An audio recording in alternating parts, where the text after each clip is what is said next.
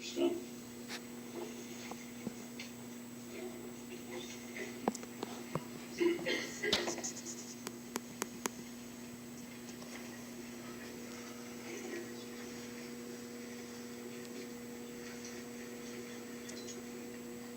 Thank you, Mr. Chairman, members of the committee. Senate Bill 652 would provide that an inmate convicted of a violent crime on or after October the 1st, 2009 is not eligible for mandatory supervision release resulting from earned credits until the inmate becomes eligible for parole. This bill also requires the circuit court judge to state in open court at the time of sentencing the minimum time that must be served for parole eligibility and mandatory release eligibility. Currently, inmates are eligible for mandatory supervision release if the earned diminution credits equal the remainder of the sentence, even if they are not yet eligible for parole. In Maryland, a person convicted of a violent crime is not eligible for parole until that person has served the greater of 1/2 of the aggregate of the sentence. For the victims and families affected by the violent crimes committed, this is not justice. Just because an inmate demonstrates good behavior while incarcerated and performs administrative tasks or takes educational or training courses, that does not translate to rehabilitation and remorse for the crime that was committed. Too often, inmates do what they must to be awarded credits and thereby get release on good behavior, only to reoffend. This bill would mandate that at the very least, the inmates serve the time prescribed up until the parole date before becoming eligible for mandatory supervision release. I'd be happy to answer any questions. There don't seem to be any. Move favorable. So we hear from Roberta Roper. Good afternoon, Chairman Frosch and members of the committee. I'm Roberta Roper, founder of the Maryland Crime Victims Resource Center and chair of its board of directors, speaking on behalf of Senate Bill 654, Violent Crimes, Conditional Release Under Mandatory Supervision and Limitation. This is one of our 2009 priorities. Its purpose is to close a loophole in current release practices.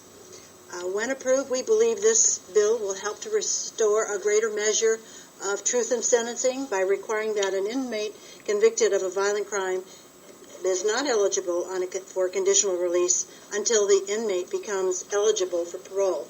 You might ask how someone serving a sentence for a violent crime is mandatorily released. Well, under Maryland law, inmates convicted of violent crimes must serve 50% of their sentence before becoming eligible for parole consideration. Also under Maryland law, inmates may earn as many as 20 days of diminution credits per month granted for good behavior or involvement in special programs. Under the system, it can happen that a violent offender must be released on mandatory supervision before and not after serving 50% of his sentence. While we agree that it makes sense to reward inmates for good behavior, one case that's in your attachment in the testimony reflects the devastating consequences for one 22-year-old woman and her 9-month-old baby when Lawrence Banks shot them to death in Laurel in late 2006. Lawrence Banks had been incarcerated for murdering 2 other people, yet he earned sufficient diminution credits to be released on mandatory supervision, not parole. Senate Bill 654 closes that loophole that enabled Lawrence Banks to be released before his first parole eligibility date. Public trust and confidence are eroded when our justice system fails to provide truthful sentences. Everyone, the victim, the inmate, the court, the public, should know what the court sentence is and that the sentence will be carried out in a truthful manner. Therefore, we ask this committee's favorable report for Senate Bill 654. Thank you. Thank you, Mr. Ball.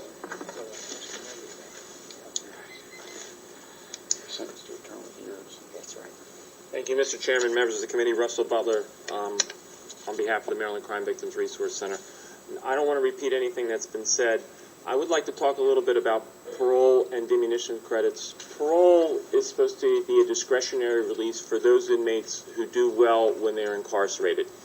We tried to make that somewhat truthful. Judges are, when they sentence somebody for a violent crime, are supposed to say that they will have to serve at least 50% of the time before they're being eligible for parole. Diminution credits apply to allow an inmate who is not paroled to be later subsequently released. There's an inconsistency when inmates, and the fiscal note says 3 a year, the bank's case is clearly one, where somebody gets out on diminution credits before even parole eligibility. Mrs. Roper talked about the bank case. I'd like to talk about the two other attachments. Exhibit 3 to our testimony is a chart that shows what a 10-year sentence should be with diminution credits. So 10-year sentence, they should be eligible for parole.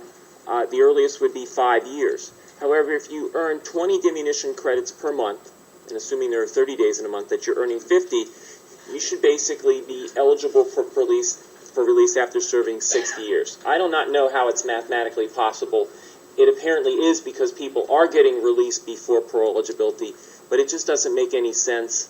What the court says to the victims, to the defendants, to the community should be truthful, that they have to serve at least 50% before they're released on either parole or mandatory supervision.